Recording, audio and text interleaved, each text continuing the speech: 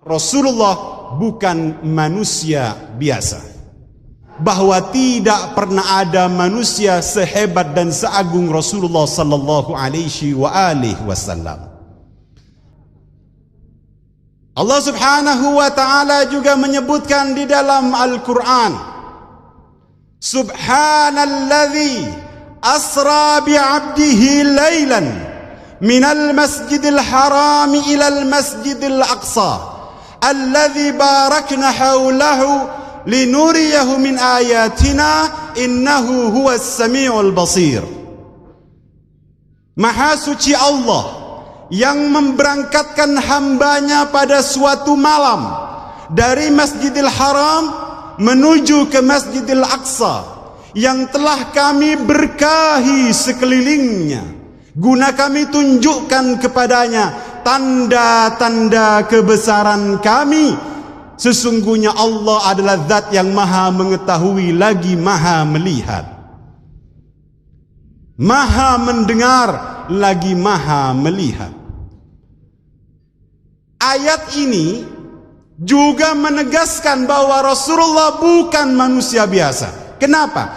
Karena masih belum pernah ada minal awwalin wal akhirin, dari orang-orang terdahulu ataupun orang-orang belakang hari, yang akan diundang oleh Allah, yang akan diberangkatkan oleh Allah seperti perjalanan Rasulullah di waktu Isra dan Mi'raj. Seorang diri beliau berangkat, dijemput oleh malaikat Jibril dengan kendaraan yang disebut dengan Burak. Maka berangkatlah beliau meninggalkan Masjidil Haram menuju ke Masjidil Aqsa. Kendaraan yang beliau pakai itu adalah barqun. Arti kata barq adalah kilat atau petir. Makhluk mana yang pernah mengendarai kilat? Makhluk mana yang pernah mengendarai petir yang kecepatannya adalah setiap detiknya mampu menempuh jarak 300.000 km per detik?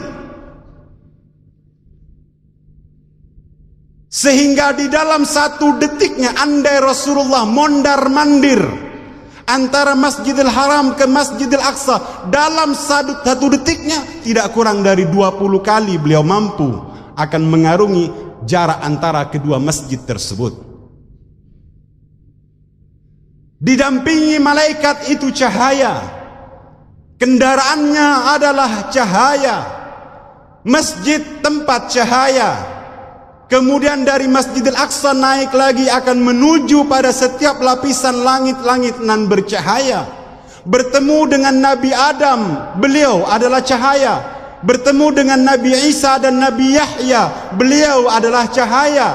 Bertemu dengan Harun dan Musa, beliau adalah cahaya. Hingga sampai kepada langit yang ketujuh, bertemu dengan Abul Anbiya, abah dari seluruh nabi, yakni Nabiullah Ibrahim Khalilullah. Pada langit yang ketujuh, setiap persuaan perjumpaannya di setiap langit, Jibril selalu menyertai. Begitu sampai pada langit yang ketujuh, kemudian ada panggilan nida dari langit, menghadaplah kepadaku, jangan takut wahai Muhammad, maju terus, tinggalkan makhluk dan jumpailah penciptamu. Maka ketika itulah Rasulullah berkata kepada Jibril, wahai Jibril, aku diperintahkan untuk melanjutkan perjalanan, apakah engkau akan mengiringiku?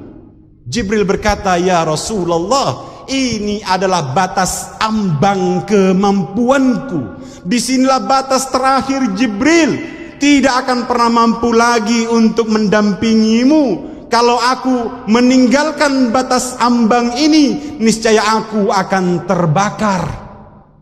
Maka disitulah Rasulullah ditinggalkan oleh Jibril, berangkat seorang diri tanpa ditemani siapapun. Ini yang dikatakan perjumpaan kekasih dengan kekasihnya. Ayat ini memang menceritakan tentang Isra dan Mi'raj.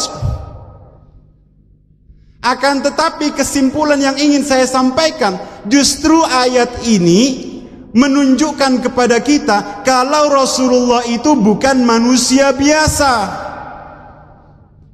Sebab kalau Rasulullah manusia biasa, apa sulitnya kalau kita berangkat Isra dan Mi'raj juga seperti Rasulullah? Lantas siapakah yang pernah menjalankan Isra dan Mi'raj di antara kita? Jangankan kita, nabi-nabi saja belum pernah punya kesempatan yang sama dengan baginda Rasulullah. Maka gugur, batal pernyataan yang mengatakan bahwa Muhammad manusia biasa.